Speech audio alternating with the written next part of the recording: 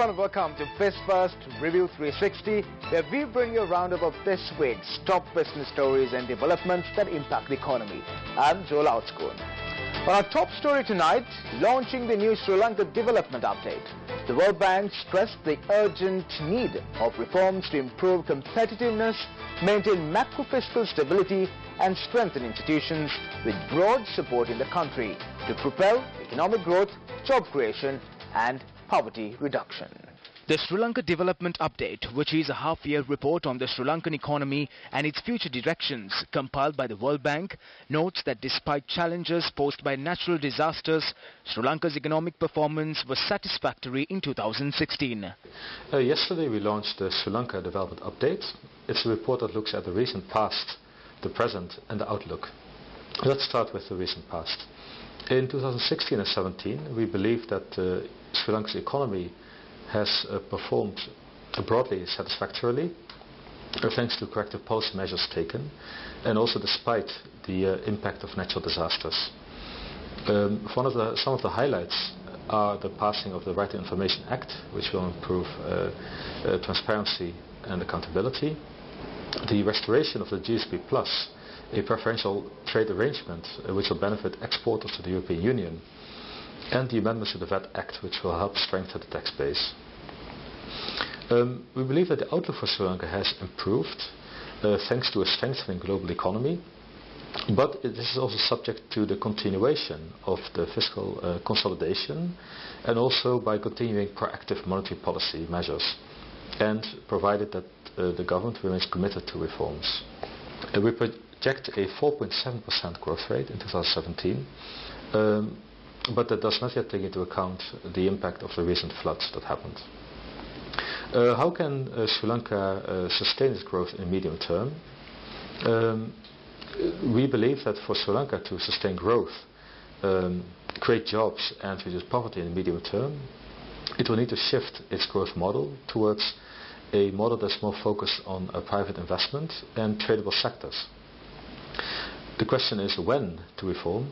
We believe that the time is now, with a strengthening global growth outlook, with still low commodity prices and relatively benign financial conditions, and the restoration of GSP Plus. This gives a window of opportunity for reform. How to reform? In the report we point out 4 sets of policy recommendations. The first one is continue on the fiscal consolidation path. This means strengthening the revenue base and making the tax system fairer, simpler and more efficient, and also align fiscal spending with development priorities. Second, improve the economy's competitiveness, adopt new trade policy and phase out the prior tariffs, improving the business and innovation environment so that firms in the non-traditional export sectors can also benefit from the new opportunities that are presenting themselves, attracting more foreign direct investment and attract those investors that create jobs, especially for women, and that bring with them best practices and knowledge. In addition to building resilience to meet natural disasters, among the report's recommendations are the need to raise more revenue while controlling current expenditures to bring public debt to a sustainable path. The report said implementing the new Inland Revenue Act will make a good starting point. For Sri Lanka to attain the status of an upper-middle income country, it will have to bolster its economic competitiveness and ability to pursue an export-led growth model. Now look at other stories that made headlines this week. Colombo is gearing up to host some of Asia's most prominent angel investors and venture capitals at the Asia Angel Forum 2017, held in conjunction with Venture Engine. Venture Engine is a platform that not only aims to bring together the island's most ambitious and talented entrepreneurs, but also to nurture skills and refine business models that could compete on the global stage. And the Asian Business Angels Forum is the only investor conference that brings together angel investors from across these angel networks. The annual conference that it hosts attracts over 200 investors, and the reason for coming together as a group of investors from across the region is multifold. What we like to do at these fora is to discuss the common challenges and learn from each other's experiences and best practices. We'd like to discuss how to regionalize and globalize our startups, both in terms of accessing funding and accessing markets. We like to keep each other current on startup and investing trends. This benefits particularly those countries which may be slightly further behind in the startup life cycle. And finally, it is an opportunity to learn about each country's ecosystem and opportunities for investing. We will also be running the Venture Engine program, which you will hear about in a few moments. And alongside the conference, we will be running a startup exhibition featuring 10 startups from the region who will be selected for this program. The themes of the 2017 ABAF conference will be to showcase the Sri Lankan investment opportunity in startups, to develop cross-border investment facilitation, and to discuss key regional startup and investment trends. We expect an exceptional group of speakers from across the region and industries to participate in this conference, and we hope that this will be an expected progression in the ABAF history that Jordan is going to speak about in a few moments, and that this would also help us put Sri Lanka's startup ecosystem further on the map, although we know it has come a long way in the last 5 years. The initiative, which first began in 2012, has brought together investors with collective investments of over 2 billion rupees across 25 local startups as part of a breakthrough effort to reshape the future of Sri Lanka and its economy through the injection of seed capital, enabling our local startups to scale globally. Submissions for the Venture Engine 2017, which is now open, will conclude on the 9th of August. Organizers said best practice ideas will be selected for a program of rapid improvement over the course of 5 workshops with filtering and mentoring between sessions. Applications will be open to any early stage company or startup with some customer validation and revenue, as well as those in pursuit of a series of funding. It's about bringing the best and brightest of the successful business people together with the best and brightest of your new ventures, your young founders, and growing businesses that reach out through this community and beyond. Asia, more than any other community in the world at the moment, is growing in a cross-border sense. And the chance for my angels in Australia to team with angels in Sri Lanka and in Singapore, in China, to do investments together in each of our countries and across our borders is inherent in the opportunity that we all have to grow our communities and our economies as we move forward in the years ahead. There are a few things that you've already heard that we talk about at our conferences. We talk about how to grow our companies. Most importantly, we talk about how to exit our companies, how to actually achieve a significant financial return for the founders in whom we invest, and yes, for ourselves as well. But our focus is always aligned to the interests of the founders. And that's a really important distinction between the more conventional forms of investment that happen later in the life cycle of a company. It's about working together for a vision, to deliver leadership, and in particular, what you'll see at ABAF, together with the Lankan Angel Network and the Venture Engine community, is a showcase of some of the very best young companies here in Sri Lanka. Stay with us. On the other side of this break, economic diplomacy and dispute resolution in the Indian Ocean. Welcome back. You are watching BizFirst Review 360. With Sri Lanka's ambition in becoming a maritime and financial hub in the Indian Ocean, we invited 2 eminent academics from Singapore and Hong Kong on the show to give us some perspective on how economic diplomacy and international economic law could help in achieving our hub ambition. You're watching BizFirst Review 360. Today in conversation in our studios, we have with us Professor Ching Leng Lim and Honorable Mahadev Mohan, who are in Sri Lanka to attend the Sri Lanka Foreign Policy Forum organized by the Lakshman Kaduragam Institute. It's a pleasure to have the two of you with us today. I'll first start off with the question directed to you, Professor. Well, we're here to talk about Sri Lankan foreign policy. And in that context, can you tell us how would you define the economic diplomacy? It's an attempt by a country to improve its position, its commercial position, hopefully, without antagonizing anybody while you're doing it. So that's what you have to say. In your view, Honorable Mohan, what do you think about this whole concept? I think economic diplomacy is a fascinating concept. I would agree with my learned friend that it's about getting together and ensuring that everybody is happy, nobody's being offended, but it's also ensuring that your best interests are always being protected. Just like you mentioned that it is good that you know what you do, I would also like to direct a question to you and ask, well, Sri Lanka is going in this vision of becoming a maritime hub. How well do you think Sri Lanka is focused in achieving this? I think it's well on its way. I would say that as it becomes a maritime hub, it should not lose sight of becoming a hub in general. So it could also become an infrastructure hub for construction. It could also become a dispute resolution hub in time. So a point that was made, I think, by the learned foreign minister was between Qatar and Singapore, there is so much space that Sri Lanka could become a hub on several things.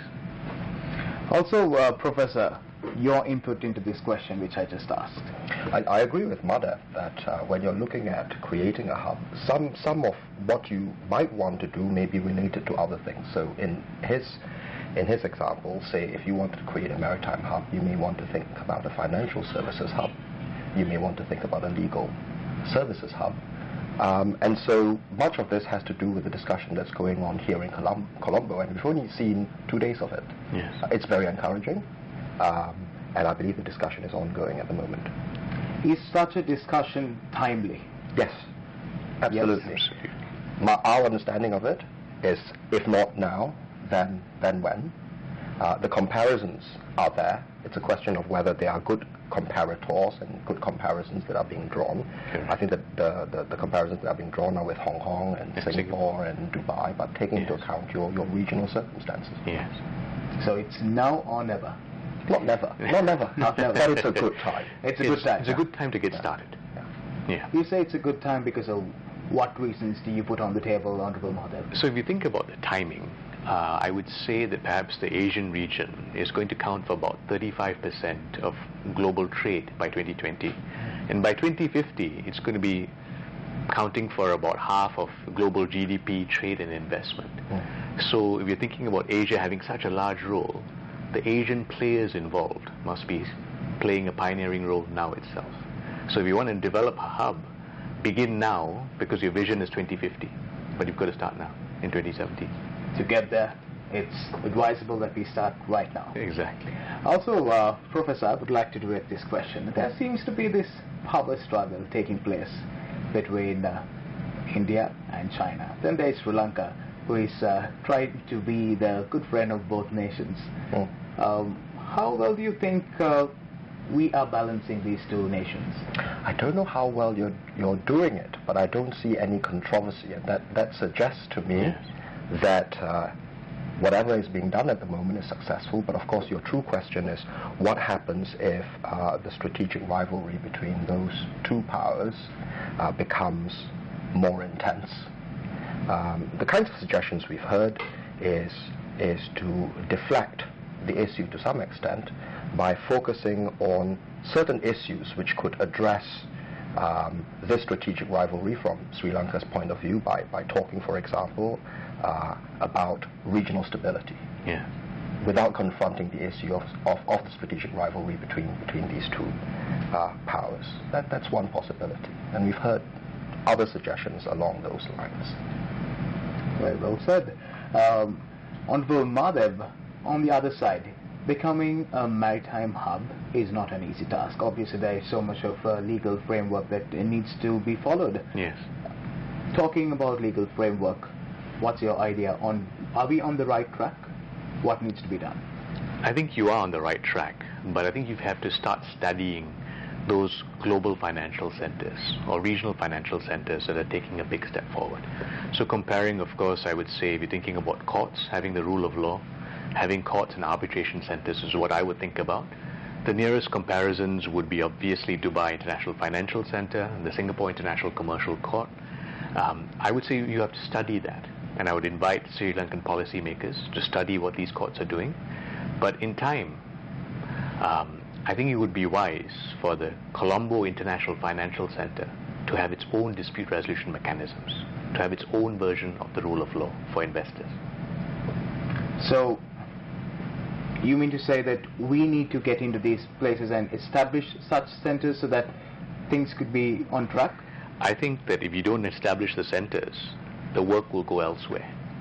So it's either having collaborations with this Dubai Center or the Singapore Commercial Court or the Singapore Arbitration Center, or you have to have your own homegrown center here in Sri Lanka. That's the best way to court investors to come in, or project finance to come in. Yeah. Talking about this whole region, I would also like to draw attention, Honorable Madhav. What kind of commercial activities could Sri Lanka get involved in when we are in this whole, I would say, in the middle of this whole maritime hub being put into place? So I think, well, two things. So the first is, I think there is a delicate balance between talking about the Indian Ocean area, thinking about China and India. It is a delicate balance, partly because there is a framework agreement that has been signed very recently in 2017 with China. There's also the One Belt, One Road initiative, which you guys are part of. So it's a natural feeling to say, well, what about India? So there should be, I think, from the policymakers' perspective, at least some thinking that's going into how there could be relationships with India being firmed up. So that's the regional perspective. But from the commercial perspective, I think the sky's the limit.